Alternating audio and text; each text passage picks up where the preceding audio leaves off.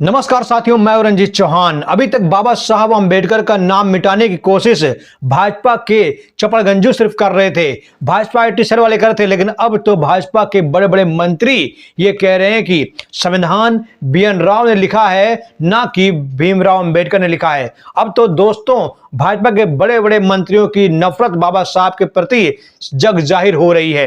दरअसल भाजपा वाले, आरएसएस वाले चाहते नहीं कि बाबा साहब अंबेडकर का नाम अमर रहे। वो चाहते हैं कि उनका नाम अब मिटा दिया जाए, उनका नाम अब खत्म कर दिया जाए। बहुत उनके नाम का महिमा मंडन हो गया है। अब भाजपा वाले चाहते हैं कि बाबा साहब के नाम को खत्म कर दिया जाए। दोस्तों आज हम आपको दिखाएंगे कि अभी तक सिर्फ भाजपा के कुछ छोटे मोटे चपड़गंजू ही बोल रहे थे कि बाबा साहब अंबेडकर संविधान के निर्माता नहीं हैं, बाबा साहब अंबेडकर संविधान नहीं लिखे हैं। बाबा साहब अंबेडकर को अभी तक भाजपा के छोटे मोटे नेता ही बोल रहे थे कि वो संविधान या इस देश के लिए उन्होंने कुछ नहीं किया है, लेकिन अब तो भाजपा के बड़े बड़े मंत्री, केंद्रीय मंत्री साफ साफ मंच पर बोलने लगे हैं। दोस्तों बीजेपी की नीयत और नीति दोनों साफ दिख रही है। बीजेपी कितनी बाबा साहब की विरोधी है, दलित विरोधी है, आज आपको इस वीडियो में देखना चाहिए। दोस्तों देखिए, इस वीडियो को जरा ध्यान सुनिएगा। ये हैं भाजपा के केंद्रीय मंत्री और हरियाणा के पूर्व मुख्यमंत्री। देखिए इनका बयान, पहले सुन लीजिए बयान। लिखने वालों का तो लंबा एक इतिहास है और कोई एक दिन में लिखा गया ऐसा नहीं है। एक व्यक्ति ने संविधान नहीं लिखा।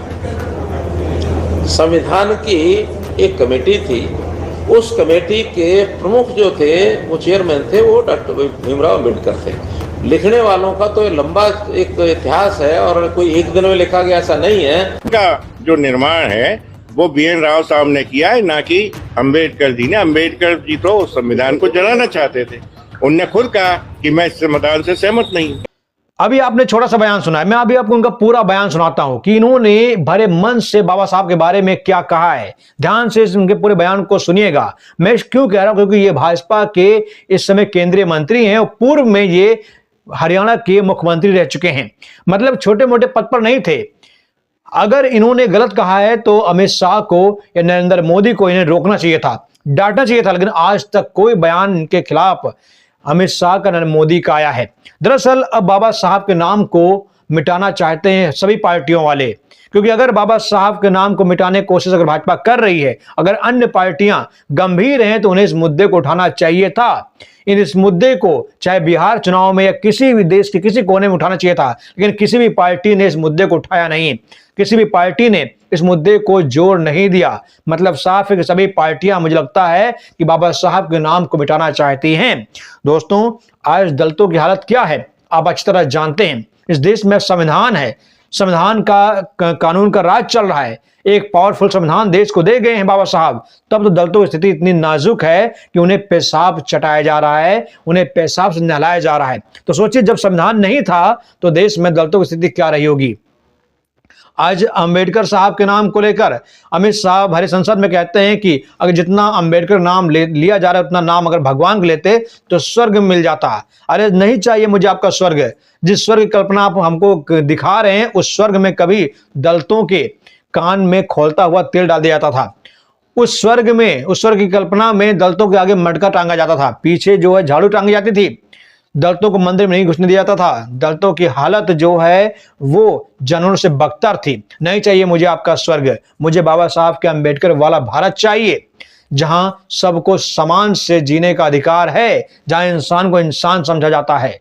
दोस्तों ऐसा पहली बार नहीं हुआ है जब बाबा साहब के नाम को धूमिल किया गया है। अभी हाल ही में आप जानते हैं चपड़गंजू वकील है अनिल मिश्रा, जो कह रहा है कि बाबा साहब तो देश विरोधी थे, बाबा साहब तो संविधान के विरोधी थे, वो संविधान को जलाना चाहते थे।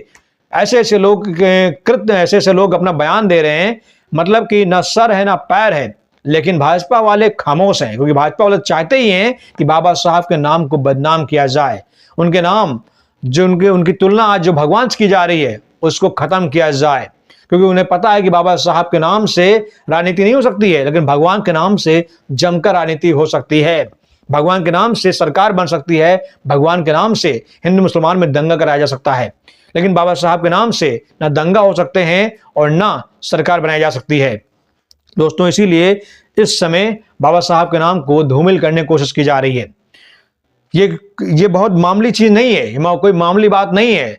आजादी के इतने वर्षों के बाद आज बाबा साहब के नाम को बदनाम किया जा रहा है, वो भी भाजपा के राज में, जहां नरेंद्र मोदी जी कहते हैं कि उनके राज्य में सभी का सम्मान किया जा रहा है, लेकिन उनके राज्य में सबसे ज्यादा अपमान किया गया है तो बाबा साहब के बनाए हुए संविधान का, बाबा साहब का। अरे इनके राज्य में आज सीजेआई सुरक्षित नहीं है, इनके राज्य में दलित सुरक्षित नहीं है।